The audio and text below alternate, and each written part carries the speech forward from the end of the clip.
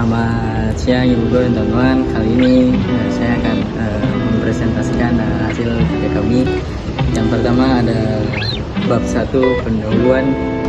Dalam link kehidupan sehari-hari manusia sangat bergantung pada keberadaan air. Salah satunya sumbernya adalah air hujan.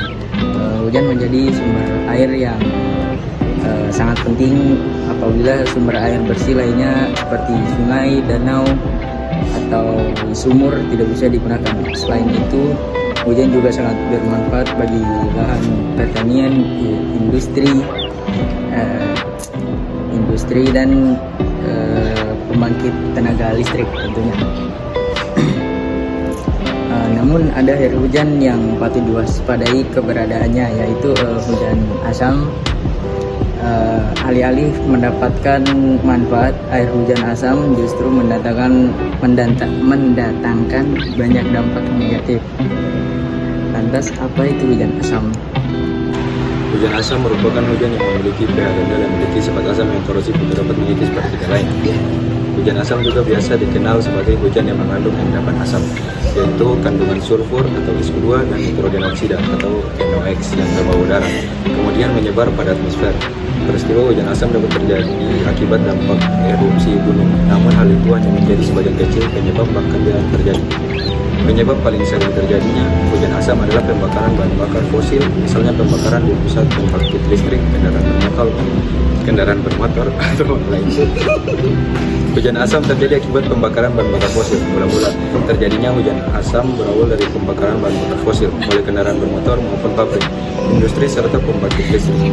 Berdasarkan laporan dari United States Environmental Protection Agency, pembakaran bahan bakar fosil itu dapat menimbulkan asap dengan berbagai jenis zat, antara lain gas karbon dioksida, sulfur dioksida, dan nitrogen oksida.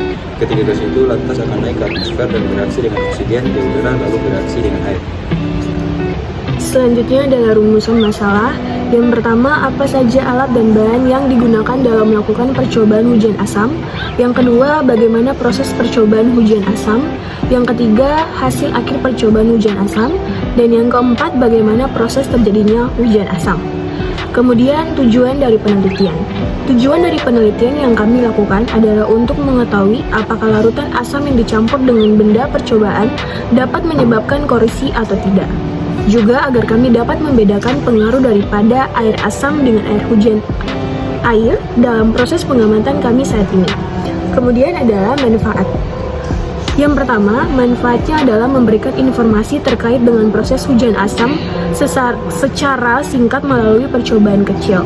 Yang kedua, mencegah terjadinya pencemaran SO2.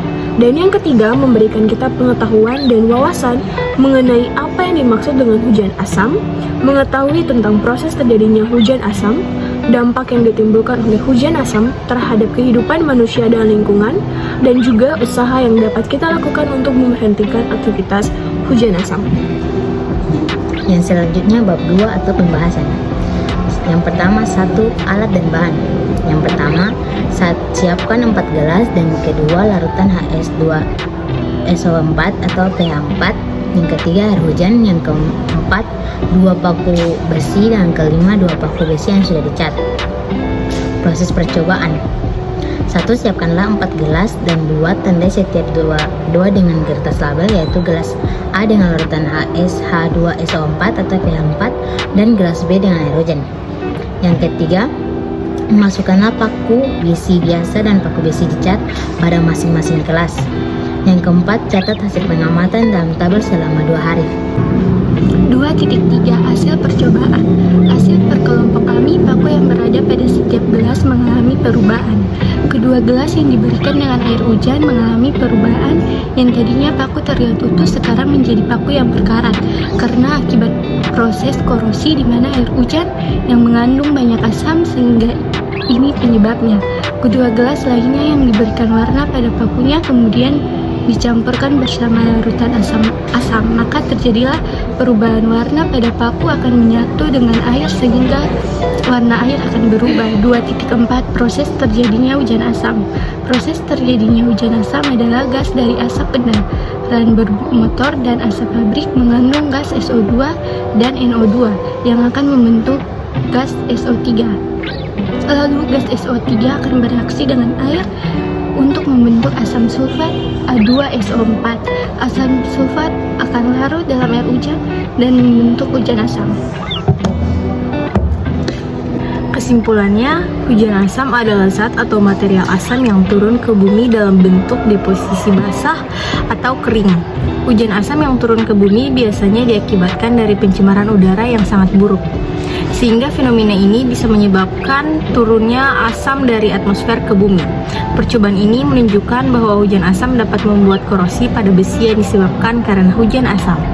Dan sarannya, sebaiknya percobaan ini dijadikan pelajaran sebagai bahan evaluasi agar dapat dipelajari agar terhindar dari hujan asam atau cairan, zat berbahaya atau asam lainnya.